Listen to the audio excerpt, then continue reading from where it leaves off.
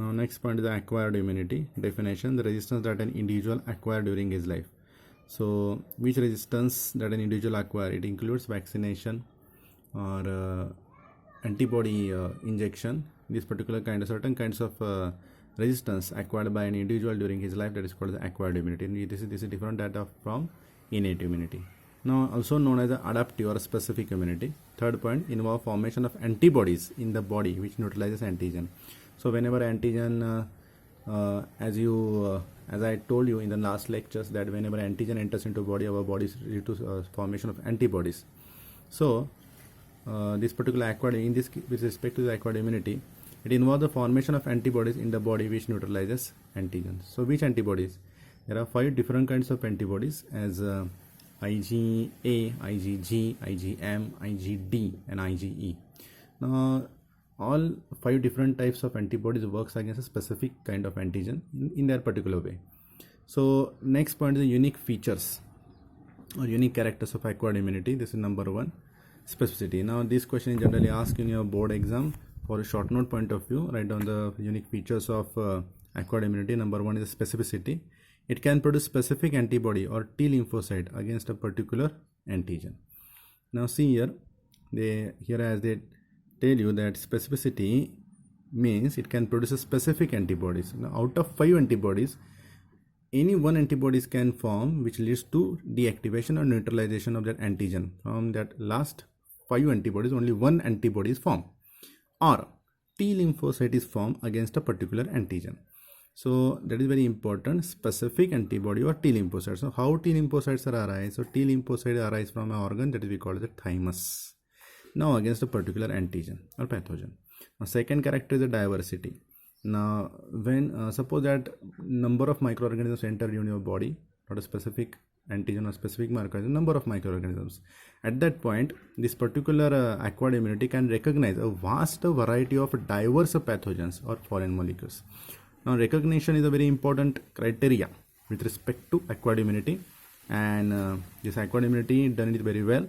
That is, it can recognize a vast variety of diverse pathogen. Number 3 is very important again, that differentiation from self and non-self.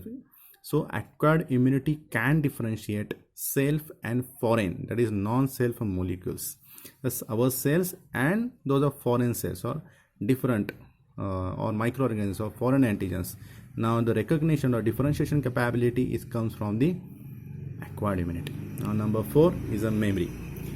Now see what is meant by memory. What I have to indicate here, that first encounter, when an antigen interacts first time with the immune system, it generates a strong immune response and eliminates it. So whenever antigen enters, first of all, or first time, whenever an antigen enters in our body, that is first time, at that point our immune system is generated a strong immune response and eliminates it. Now second time, the immune system keeps memory of the first encounter with the same pathogen and bring quicker and stronger immune response. Now this is called the primary immune response, this is called the secondary immune response. Now see, this is the actual mechanism of vaccine or vaccination. Now what happens during vaccination, we inject attenuated culture of microorganism, that is paralyzed culture of microorganism inside our body. That is we call the first encounter of our body with respect to that particular virus or bacteria. For example, if we inject a polio vaccine, or if we give polio vaccine, when we give polio vaccine orally, at that time we ingest attenuated culture of polio virus. So that is the first encounter of our body. And why we sustain at that time? Because that particular bacteria or virus is at the attenuated stage or paralyzed state. So at that time our immune system recognizes that particular virus and generates a strong immune response and eliminates it. Now secondly, see here, the immune system keeps memory. So whenever the same virus infect again in our later life, at that time the immune system keeps memory of the first encounter with the same pathogen and brings quicker and stronger immune response against that particular antigen, which interacted with first time. Now this is the mechanism of vaccination, that is we call it the memory, and this is again unique feature of acquired immunity. Now next point, the types of acquired immunity. So there are two different types of acquired immunity. Number one, active. Second is the passive. Now see what is meant by active. First of all, it is a resistance developed by individual as a result of antigenic stimulus, now also known as adaptive immunity. It is a resistance developed by individual as a result of antigen stimulus. So whenever antigen enter your body, it gives a particular kinds of stimulus. Now against that stimulus, the resistance developed by an individual, that is called as a active immunity.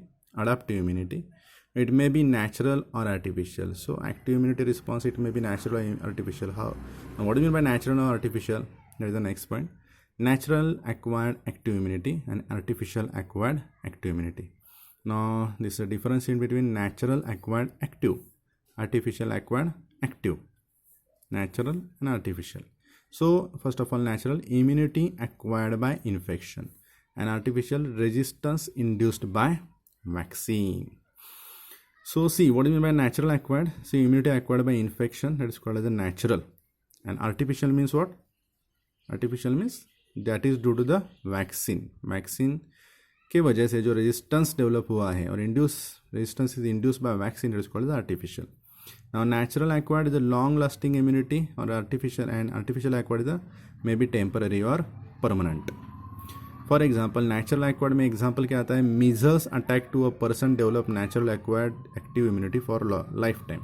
So at the younger stage, generally we undergo from this infection that is called the measles. Now whenever measles infection is done to a particular individual, it develops a natural acquired active immunity for lifetime. And in this case, artificial vaccine may be temporary or vaccine may be permanent. For example, polio vaccine is permanent, whereas the BCG vaccine is also permanent. So these particular vaccines are generally given in the younger stage. This is called the examples of the artificial acquired active immunity.